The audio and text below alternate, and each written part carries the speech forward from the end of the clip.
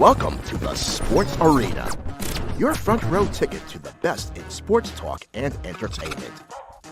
Great analysis, top-name guests, and news you can use from the sports landscape. So, take your seats, sit back, and relax, as you are now in the Sports Arena. You know what you're capable of. Fix it. And here's your host, Eric Wilson. Wins. I'm like, all right, let's go. We get losses. I'm like, I need a minute. Let me collect myself. Hey, what's going on, everybody? Man, Eric Wilson here for the Sports Arena. The conversation that is floating around the entire country is the whole Tyreek Hill situation that happened on Sunday morning. Anybody who watched the show last night knows for a fact that we did have a lengthy discussion. A huge thank you to Jarrell Heslip and, of course, my man, Sun Devil, Mike Caratanudo, for being a part of the conversation. But I wanted to welcome in another brother to have this conversation with. My man, he was kind enough to take time out of his day to join me on this. The Playmaker's in the building. What's up, brother? How are you? I'm good. New intro. I see with the new intro. Not really new, just one of many that I have. You know, I gotta get right with the times. So, you know. Oh, you had that in the back pocket. Okay. Oh, yeah. I got a couple more. But anyhow, man, I want to dive right into this because I don't want to take up your time here today on the Sports Arena.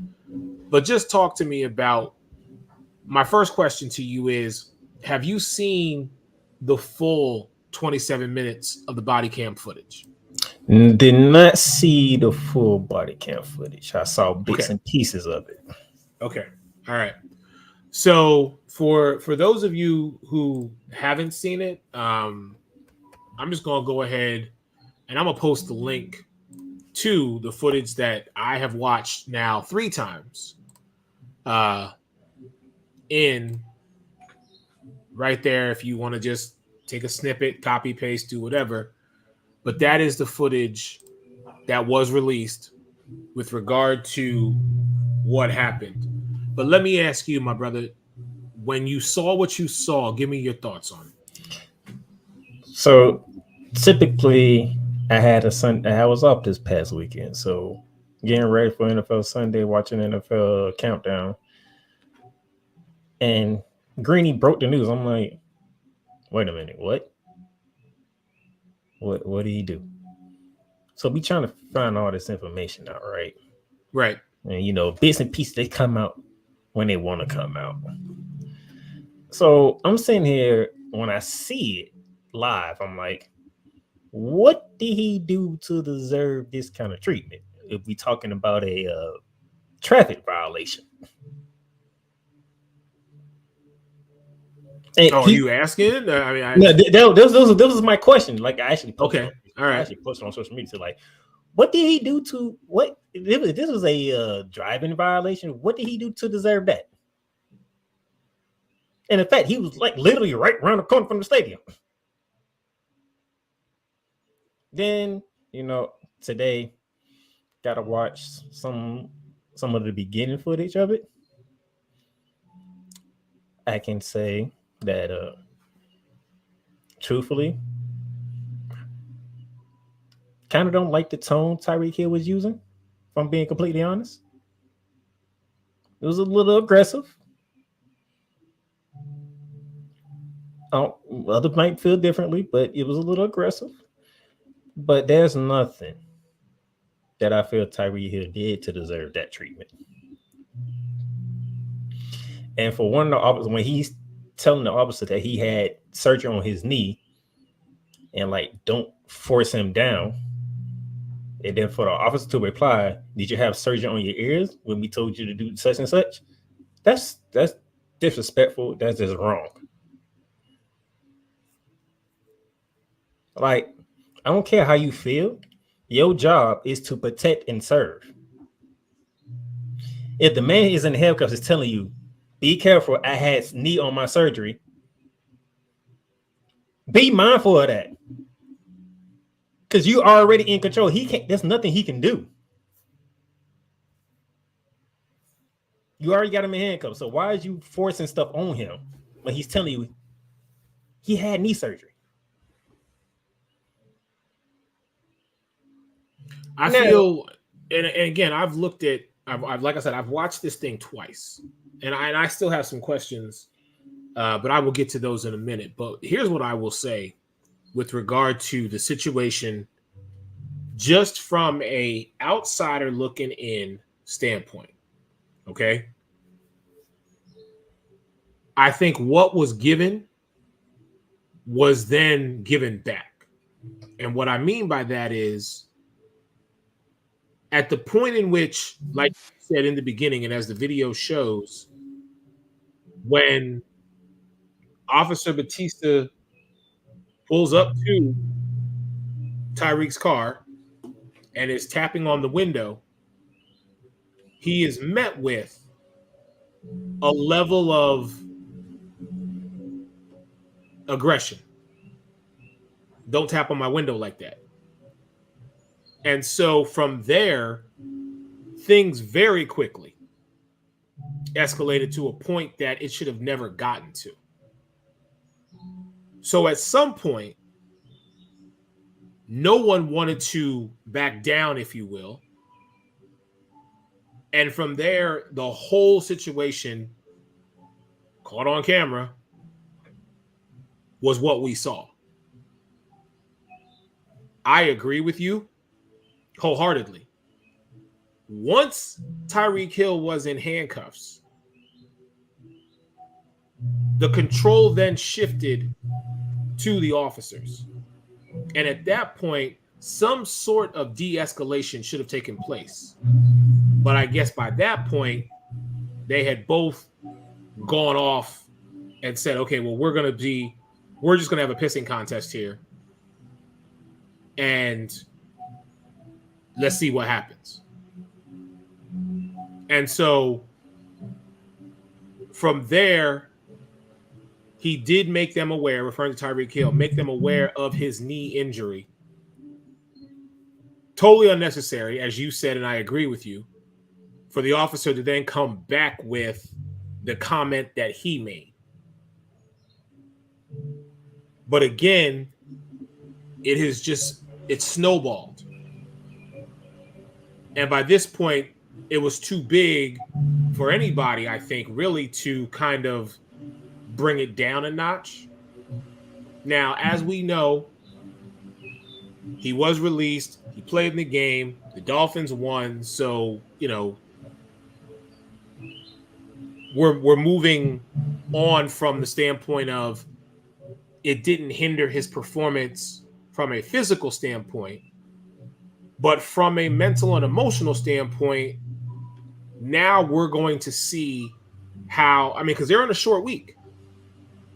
They're playing again Thursday night back in Miami against Buffalo. So I'm curious now, what measures are going to be taken to ensure that what happened on Sunday doesn't happen again, or even worse, come Thursday? Well, one thing, Tyreek Hill, stop speeding. Easier said than done, but go on. That's saying. Now you probably, I don't know what happened Saturday night, Sunday morning for you to, because my guess is he didn't get out the door at the time he's supposed to get out the door. Because normally when you speeding, you're about to be late, right? You got to hurry up and get to where you go. Yeah, I get you. We can speculate that all day long,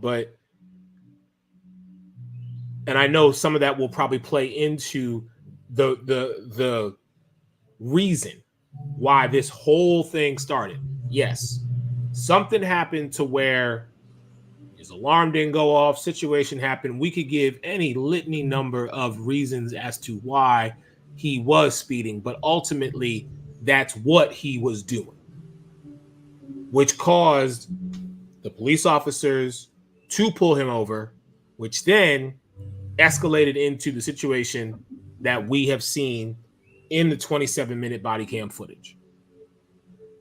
So my thing is, Tyreek Hill, control what you can control. You can control the fact that you were speeding. you could also argue that he could control how he is speaking to a law enforcement officer. Yeah, that too. I'm going in chronological order. Okay. You were speeding. You can control that, Tyreek Hill. You control that. The rest of this don't even happen. When you do get pulled over, you don't got to talk aggressive. Because did he talk aggressive in that press conference after the game? No. He could have talked just like that to the officer. And I would commend Tyreek because he didn't say nothing bad about the officers.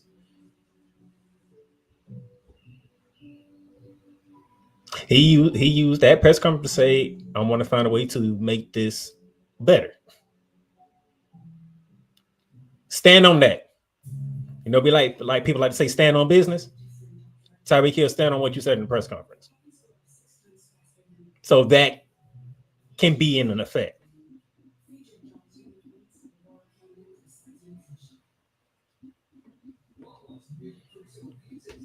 Here's my question. I don't know what to say about police officer because this continues to happen around the country. So it does, but here's my question to you. And you, as well as most people know, I got to take notes on some of this stuff, but here's my question. So when one of the officers approached Officer Batista with regard to the situation, his microphone was muted. His microphone was muted for almost 2 minutes. And then, roughly about 45 to 50 seconds after that, it was muted again until he got to Jonnu Smith and gave him his ticket for an expired tag. So my biggest question is, what was being discussed between the 15-minute mark and the 17-minute mark to where the microphone was muted? Because you could clearly see that there was some type of conversation happening. Who knows what conversation they was having?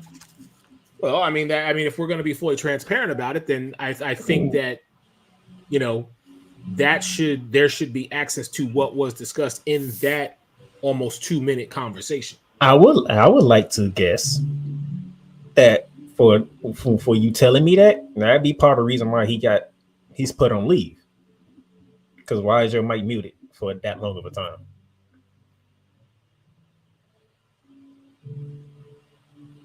You know that's Tyreek Hill. You got his license. Well, he said he didn't. Because one of the other officers came up to him and said to him, "Do you know who that is?" And he said, "Who?" And the guy told him, "That's one of the star receivers." And sorry, L. Bushman, you're wrong. Go back and watch the video. Actually, both of them were there, but Jonnu Smith was the one that was getting yelled at. Calais Campbell was probably on the back part of it. Well, Calais Campbell was in cuffs. We saw that. Yeah. But Jonnu Smith was the one who was told to move his car. Yeah. Yelling at him to get his license. And then he was seen getting a ticket for an expired tag. So. Jonnu, I don't know why you got an expired tag. That's on you. That's on him. I have nothing. That's all the money you got, and you got an expired tag. I don't even want to talk about that. But anyhow. But even this, he got pulled out of his car. Yep. The look that put on Miami-Dade County PD, there's going to be a while before they can get rid of what that looked like. Because I can tell you from my standpoint of watching this video, watching Tyreek get pulled out of his car like that and immediately drop to the ground, if no one else will say it, damn it, I'll say it. To me, my mind immediately shifted to George Floyd. Here's my thing. You yank him out the car. Why is your knee on him?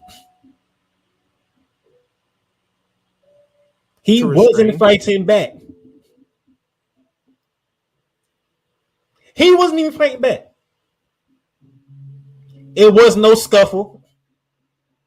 You yanked him out the car. He just let you put his hands behind his back so you can arrest him.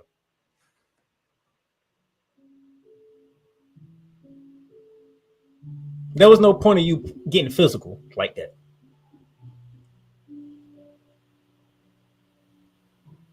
Outside of the tone that he used, he do nothing else for you to be that physical with him. But that verbal sparring, if you will, I think that only furthered the escalation. You know what I mean? But here's the thing. Because if you listen to that whole video, you can hear Tyreek the whole entire time. Doesn't matter whether he's talking to the officer, whether he's hollering at Calais, Janu, whomever. Throughout that video, you can continually hear Tyreek Hill, excuse me. But that's the thing. He didn't physically touch you. He didn't physically fight back. I get what you're saying. But the verbal. I get the no, I'm not saying abuse. The verbal. I get the verbal, but what I'm trying to say is, why do officers all of a sudden got to go to physicality when there was no physicality needed? If they feel that their life is in danger, it's no different than anybody else. If a person feels, I mean, I'm stripping everything away and saying just take two human beings. If a person feels like their life is in danger, what are they going to do? They go get on the defensive. And they're going to do what they have to do. Let's not sit here and act like that people haven't done this, because we've seen it happen. People get into arguments all the time, and one person wants to bow up on somebody, as opposed to handling the situation in a different light. But there's a great saying in the cartoon, movie, whichever one that you heard it on first. With great power comes great responsibility. The police officer has the power. They have to be the ones leading. You had 4 officers there. Oh, I counted at least 6, but okay. I'm talking about at the beginning of it. I seen 4. Okay. One of them 4, once they got him out of the car and put him down, they could have said, all right, ease up. He's no threat.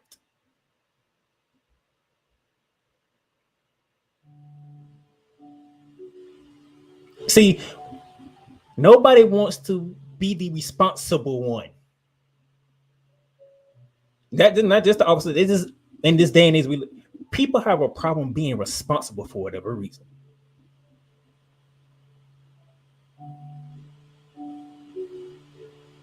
And one of your highest, let me say, how can I put it, professions, and as a police officer, y'all do know that y'all can set the example, right?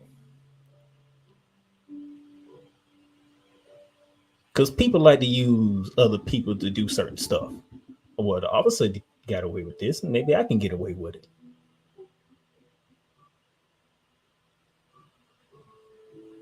So somewhere, police officers need to be more responsible on how they react, how they control a situation. Especially a situation like this with Tyreek Hill, who only verbal problems, no physical problem. He ain't say he'll do this and do that to you. He didn't make any threats for you to feel that you're going to be threatened. But he had an attitude about it. And that attitude very easily could have been interpreted by the officers, by anybody for that matter, as being aggressive. And so in that moment, things escalated to the point past beyond anywhere it should have went. All right. I in no way disagree with what you're saying. The responsibility falls on both parties, though, is what I'm going to tell you. Because for one, he was speeding. He got pulled over. You right around the corner from your job. At that particular moment, hey, you already know what protocol is. So do what you have to do to get out of the situation and go on about your business. But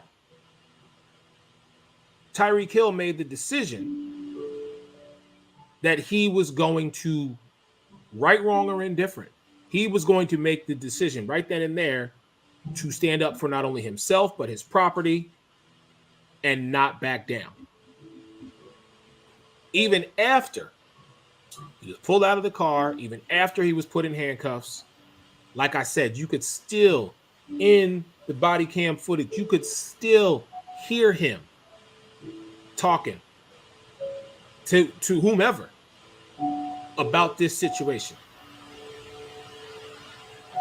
If he would have taken a breath, if somebody who could have actually spoke to him and got through to him and told him, take a breath on this situation, it may not have gotten as bad as it did.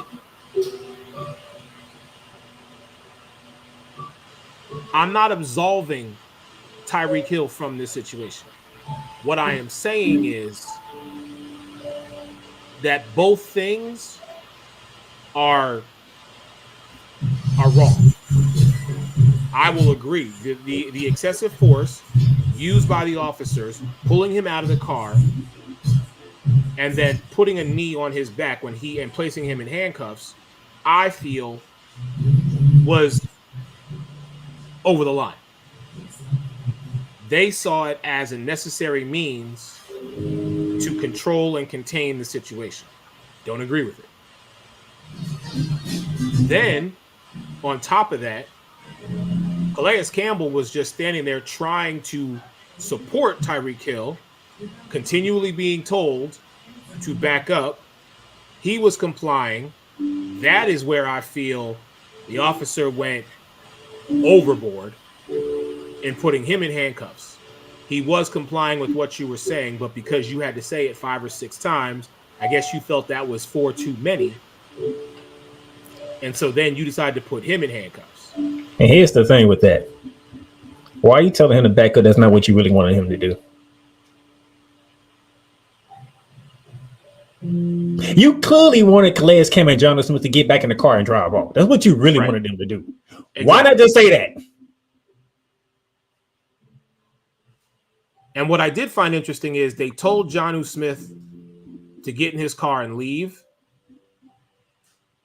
Meanwhile, his car was there the whole time.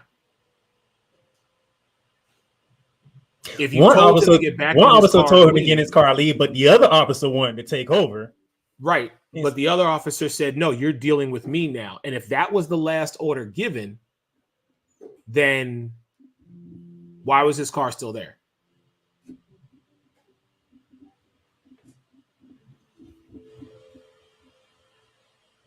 So that's, you told him to get in the car and leave, then all of a sudden, no, officer, no, you dealing with me now. What you want John Smith to do then?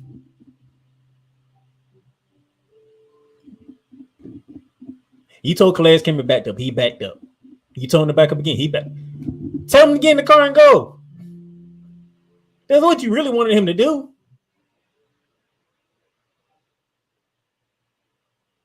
Really, what the officers wanted to do was to handle Tyreek Hill on their own. That's what they really wanted to do. Instead of saying that, you caused more of a mess for the police department. Because you put a guy in Calais Campbell who wasn't doing nothing wrong in handcuffs. For what reason? They know they can't even explain that. Because that don't make no sense.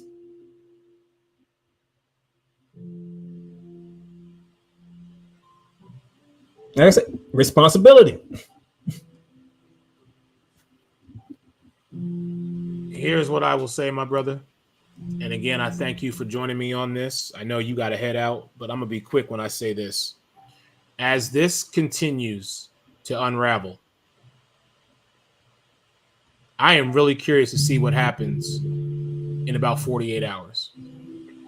Because you go from just a regular Sunday game to now short week. And again, it's back at the scene. Buffalo is on their way down to Miami. And you know, as well as I do, the talk is going to be surrounding how the team is, but more importantly, how these three gentlemen, Jonnu Smith, Calais Campbell, and most importantly, Tyreek Hill, how the three of them are going to fare going into their matchup Thursday night, short week, having to deal with the questions that they've already dealt with. Now more, and it's a primetime matchup, and it's an AFC East opponent. The one that's been winning that division lately. It's going to be interesting to see. My brother, thank you for joining me today on the Sports Arena. I really appreciate you for this one, bro. Trust and believe that as this whole thing unravels, stay close to your phone because we're going to have more discussion around this. I will. You know how to reach me. Oh, I know. Ladies and gentlemen, we will definitely talk to you soon. Everybody stay blessed and be safe. Peace.